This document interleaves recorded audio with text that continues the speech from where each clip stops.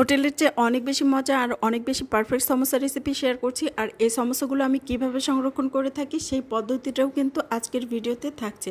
আশা করছি ভিডিওটি স্কিপ না করে সম্পূর্ণ ভিডিওটি দেখবেন।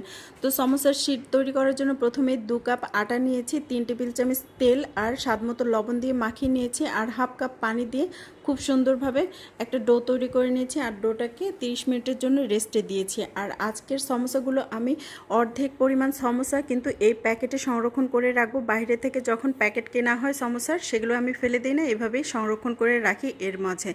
তো চুলায় একটা প্যান বসিয়ে দিয়েছি, আর চুলায় তেল গরম হয়ে আসলে পেঁয়াজ মরিচ ভেজে নিয়েছি। পেঁয়াজটা যখন আদা ভাজা হয়ে গিয়েছে, এর মাঝে কিন্তু আদা বাটা রসুন বাটা দিয়ে ভেজে তুলে নিয়েছি।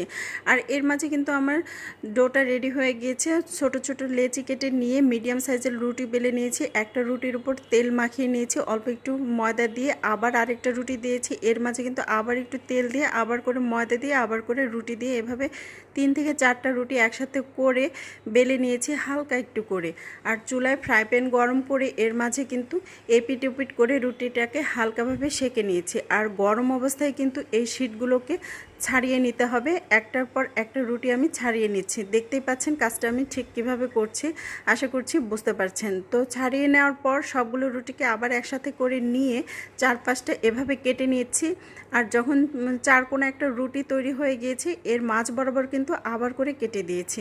তো এখন কিন্তু আমার সমোসা তৈরি করার জন্য শিটগুলো একদম পারফেক্টভাবে রেডি হয়ে গিয়েছে। তো সমোসা তৈরি করার জন্য শিটগুলো কিন্তু এভাবেই তৈরি করা হয়। তো আর বাকি যে অংশগুলো থাকে সেগুলো কিন্তু আমি তেলের মধ্যে ফ্রাই করে নিচ্ছি মুচমুচে করে। তো চুলার আঁচটা কিন্তু মিডিয়াম লোতে রেখে কাজটা করে নিতে হবে। তো ভাজা হয়ে গিয়েছে।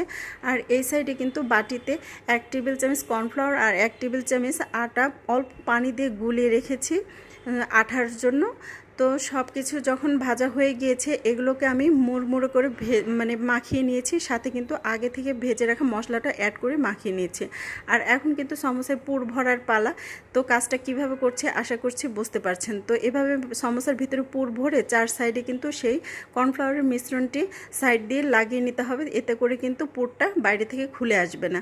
তো আমার কিন্তু সমোসা রেডি হয়ে গিয়েছে। অর্ধেকগুলো কিন্তু আমি এই পলি ব্যাগে রেখে সেই আগের থেকে প্যাকেটের ভিতরে ঢুকিয়ে এভাবে আমি ফ্রিজে সংরক্ষণ করে থাকি। তো এভাবে কিন্তু প্রায় মাসখানেকের মতো ফ্রিজে সমোসা সংরক্ষণ করা যায়। আর বাকি অর্ধেক কিন্তু আপনাদের সাথে ভেজে শেয়ার করছি। তো চুলায় যখন তেল গরম হয়ে এসেছে, তো চুলার আঁচটা কিন্তু মিডিয়াম লোতে রেখে এভাবে লাল লাল করে সমোসাগুলো ভেজে তুলে নিতে হবে। আর এভাবে সমোসা তৈরি করলে হোটেল থেকে একদমই কিনে খেতে যাবেন না, সবাই কিন্তু আপনার ফ্যান হয়ে যাবে অবশ্যই। তো এভাবে যখন সমোসা তৈরি করেছি, সবগুলো কিন্তু আমি এখন সসের সাথে